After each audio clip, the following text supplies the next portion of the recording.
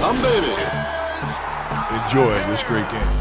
What is going on, everybody? Welcome back to the Baby Baseball channel. This is Eric, and the first 10 rounds are in the books for the 2022 MLB draft, and I'd like to examine just who the Giants drafted. I want to thank everybody for jumping into the live stream yesterday where we did the entire first round, and the Giants picked Reggie Crawford. Very surprising pick. He is a two-way player, a little more well-regarded as a pitcher, but he can also hit, throws, and bats left-handed. He was really moving up the prospect rankings, and he hit triple digits on his fastball. But unfortunately, then he got hurt and had to have Tommy John surgery with only 8 career college innings pitched.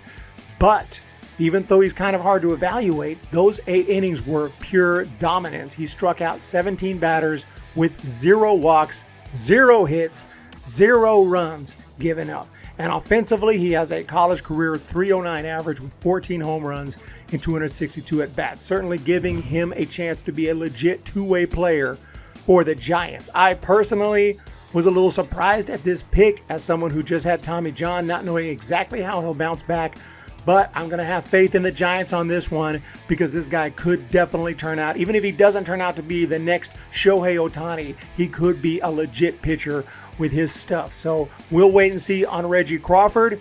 Fingers crossed. But then their next pick was Carson Whisenhunt, who the Giants got at number 66 despite him being ranked number 30 on MLB's top draft prospects list.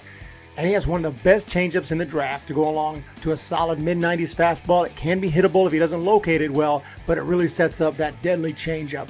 He fell in the draft largely because he missed the 2022 season because he was banned for testing positive for a PED substance. Although he said it was from a supplement that he purchased at a nationwide nutrition store. So believe what you want there. But it is interesting that the Giants' first 2 picks have big question marks. One having missed most of the season because of Tommy John, and the other missing the entire season because of a PED test. So I found that a little crazy, but I have to say I really do like Carson Whisenhunt, and I see why they took him. He's a guy that nobody was taking, and he was still out there, and the guy is legit. So let's hope that he is going to be a great pitcher for the Giants in the future, and Reggie Crawford as well. We'll have to wait and see on this. I personally probably would not have picked either one, but that's why I am not a scout for the Giants. They probably would not care what I have to say. But there was a lot of names that I liked a lot more, but I do like that they're taking pitchers. I always want pitchers, and that is what I love about this. Not just pitchers, but college pitchers who can move through the system a little bit quicker. So I'm going to accept this so far, and Reggie Crawford has a chance to be a two-way player also. So that's really awesome. We're just going to have to wait and see on these guys. I found the picks a little bit strange, but going to have to trust in Farhan here. We're going to continue to trust in Farhan, although lately the drafts have not gone that great, but we're going to wait and see on these. So with the 3rd round pick, the Giants at number 106 took William Kempner, a right-hander out of Gonzaga. He has a legit fastball, can touch 99, maybe even 100 at times. He's got a great slider and changeup, but his fastball is certainly his bread and butter. And he has this crossfire delivery that makes it very tough for hitters to pick up the ball. His command can get a little shaky. Scouts project him more as a reliever at the higher levels. But we'll see what William Kempner can do. I like what I see so far. And then in the 4th round, the Giants continue to stockpile college arms, and they take Spencer Miles out of Missouri. He's 6'3". He looks the part. But his 2022 season was very ugly statistically. An ERA of 6.33, 5-5 record, and 90 hits given up in 69.2 innings.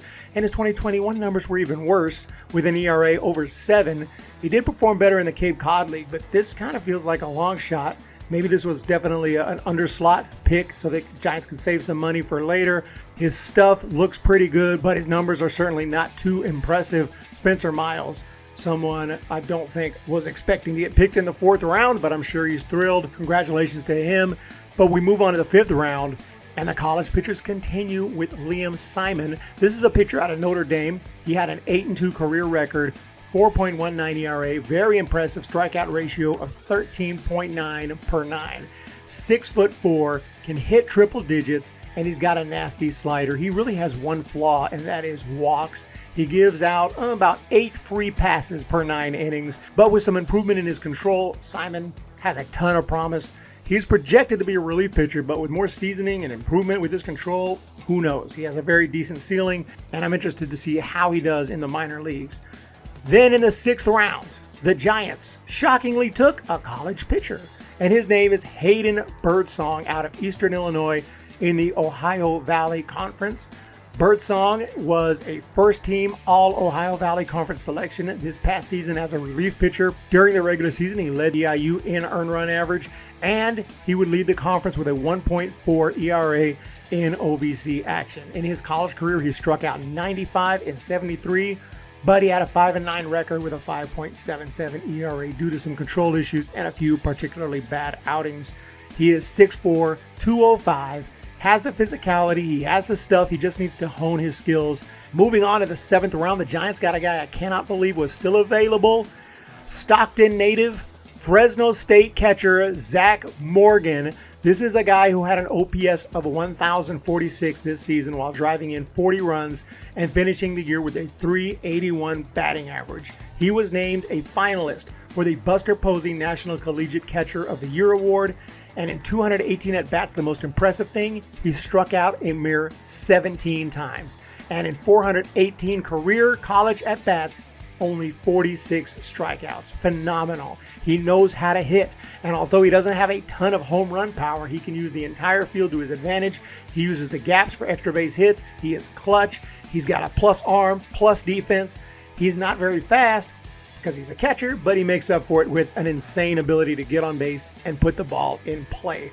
He's a little bit of a smaller guy, and that may be the problem and why he's not more highly coveted in the draft, but I feel like this was a steal for the Giants in the 7th round. Moving on to the 8th, we have outfielder Wade Meckler out of Oregon State. Also not a big power bat. Meckler has a canny ability to put the ball in play, get on base. He finished his career with a .326 college average, .435 on base. Solid defender. He can play all 3 outfield spots. He has great speed. He can bunt for a hit. And he is just a good, solid, all-around player. Traditional leadoff hitter. He's kind of like a Brett Butler, except Meckler can switch hits. So he has pretty much every tool except power, though he will hit a lot of extra base hits with that amazing speed. Meckler seems like a really exciting player. I'm looking forward to see him move up through the minors. Moving on to the 9th round, Giants took a 6'6", 250-pound lefty named Jack Choate, another college arm who pitched for Assumption University in Massachusetts. He had 178 strikeouts in 100 innings and started 14 of 22 games, finishing his career with a 9-4 record, 3.05 ERA. His release point makes it very tough for hitters to pick up the ball. He threw a no-hitter at one point. He threw 10 straight shutout innings at one point over 3 games. But whether this dominance can continue against the tougher competition remains to be seen. But with his size and his stuff, very easy to see why the Giants took this guy. Moving on to the last pick for this video, it is the 10th pick. And keeping with the pattern, it's a college arm, another Notre Dame arm, John Bertrand, who was primarily a starter for the Fighting Irish and finished his career with a 30-15 record. He didn't have great strikeout stuff until this year, when suddenly he went from about 6.6 strikeouts per 9 to 9.1 per 9. His velocity jumped up a few notches. He also improved in every other stat, including ERA, which dropped to an impressive 2.81, and he went 10-3 record-wise. The Giants took notice of this phenomenal season and drafted Bertrand, a 6'3" lefty, with the hope that he can continue to improve through the minors and perhaps be a bullpen arm for the Giants someday, although as a 10th round pick, it could be a long shot. So that is the top 10 picks for the Giants. Overall, I'm really happy with all the pitchers and the fact that one of the position players they got was Zach Morgan.